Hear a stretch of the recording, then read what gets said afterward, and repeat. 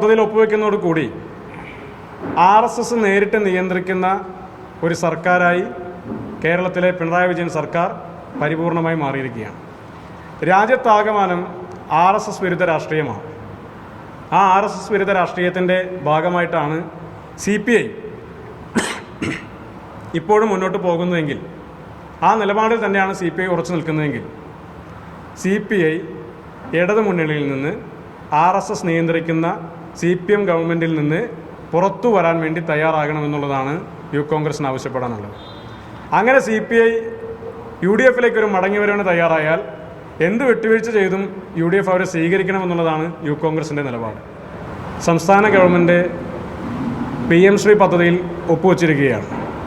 കഴിഞ്ഞ കാലങ്ങളിലെല്ലാം ഈ PM ശ്രീ പദ്ധതി ഒരു സംഘപരിവാർ അനുകൂല അല്ലെങ്കിൽ സംഘപരിവാർ സ്പോൺസേഡ് പദ്ധതിയാണ് എന്ന സമീപനം എടുത്തിരുന്ന പിണറായി വിജയൻ സർക്കാർ, ആ സർക്കാരിലെ തന്നെ ഏറ്റവും പ്രധാനപ്പെട്ട ഒരു കക്ഷിയായ CPIയുടെ പോലും എതിർപ്പിനെ മറികടന്ന് അവരുമായി വേണ്ട രീതിയിലുള്ള ചർച്ചകൾ പോലും ഇല്ലാതെ എന്നുള്ളതാണ് മനസ്സിലാക്കുന്നത്, ഈ പദ്ധതിയിൽ ഒപ്പുവച്ചിരിക്കുകയാണ്.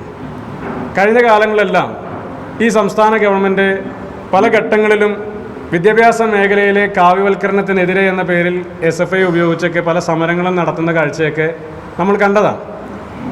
പക്ഷേ വിദ്യാഭ്യാസ മേഖലയിലെ കാവ്യവൽക്കരണത്തിന് നയിക്കുന്ന നാഷണൽ എഡ്യൂക്കേഷൻ പോളിസിയിലേക്ക് ഈ സംസ്ഥാനത്തെ കൂടി കൈപിടിച്ച് നടത്തുന്ന ഒരു പദ്ധതിയാണ് ഈ PM ശ്രീ പദ്ധതി എന്നിരിക്കെ, ഇന്നലെ എല്ലാ എതിർപ്പുകളെയും മറികടന്ന് സംസ്ഥാന ഗവൺമെൻറ് ഈ പദ്ധതിയിൽ ഒപ്പുവെച്ചതിൻ്റെ പുറകിലെ രാഷ്ട്രീയമായ ലക്ഷ്യമെന്ത് എന്ന് ഗവൺമെൻറ് വ്യക്തമാക്കണം.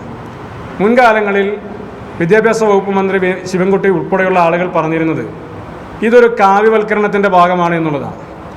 അങ്ങനെ കാവ്യവൽക്കരണത്തിൻ്റെ ഭാഗമാണ് എന്ന് വിദ്യാഭ്യാസ മന്ത്രിയും ഇത് RSSൻ്റെ അജണ്ടയാണ് എന്ന് CPM-ഉം ഈ പദ്ധതിക്കും RSS വൽക്കരണത്തിനും എതിരാണ് എന്ന് MA ബേബിയും അതോടൊപ്പം തന്നെ CPI-യും ഇവരുടെ വിദ്യാർത്ഥി യുവജന സംഘടനകളും എല്ലാം തന്നെ നിലപാടെടുത്ത് ഇരുന്ന ഒരു വിഷയത്തിൽ എന്തടിസ്ഥാനത്തിലാണ് ആ നിലപാടിൽ നിന്ന് പുറകിലേക്ക് പോയത് എന്ന് ഇവർ വ്യക്തമാക്കേണ്ടിയിരിക്കുന്നു. നമുക്കറിയാം, NEP എന്ന് പറയുന്നത് നാഷണൽ എഡ്യൂക്കേഷൻ പോളിസി.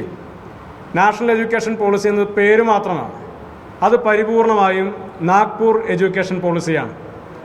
സംഘപരിവാറിന് കേരളത്തെ തീരെഴുതി കൊടുക്കാൻ മുഖ്യമന്ത്രി പിണറായി വിജയൻ നടത്തിയ ശ്രമത്തിൻ്റെ ഭാഗമായിട്ടാണ് ഈ പദ്ധതിയിൽ ഒപ്പുവെച്ചിട്ടുള്ളത്. ഇപ്പോൾ ഇന്നലെ ഈ പദ്ധതിയിൽ ഒപ്പുവെക്കുന്നതോടുകൂടി RSS നേരിട്ട് നിയന്ത്രിക്കുന്ന ഒരു സർക്കാരായി കേരളത്തിലെ പിണറായി വിജയൻ സർക്കാർ പരിപൂർണമായി മാറിയിരിക്കുകയാണ്. രാജ്യത്താകമാനം RSS വിരുദ്ധ രാഷ്ട്രീയമാണ്. ആ RSS വിരുദ്ധ രാഷ്ട്രീയത്തിൻ്റെ ഭാഗമായിട്ടാണ് CPI ഇപ്പോഴും മുന്നോട്ട് പോകുന്നതെങ്കിൽ, ആ നിലപാടിൽ തന്നെയാണ് CPI ഉറച്ചു നിൽക്കുന്നതെങ്കിൽ, CPI ഇടതു മുന്നണിയിൽ നിന്ന് RSS നിയന്ത്രിക്കുന്ന CPM ഗവൺമെൻറ്റിൽ നിന്ന് പുറത്തു വരാൻ വേണ്ടി തയ്യാറാകണമെന്നുള്ളതാണ് യൂത്ത് കോൺഗ്രസിന് ആവശ്യപ്പെടാനുള്ളത്. അങ്ങനെ CPI UDF-ലേക്ക് ഒരു മടങ്ങി വരാൻ തയ്യാറായാൽ എന്ത് വിട്ടുവീഴ്ച ചെയ്തും UDF അവരെ സ്വീകരിക്കണമെന്നുള്ളതാണ് യൂത്ത് കോൺഗ്രസിൻ്റെ നിലപാട്.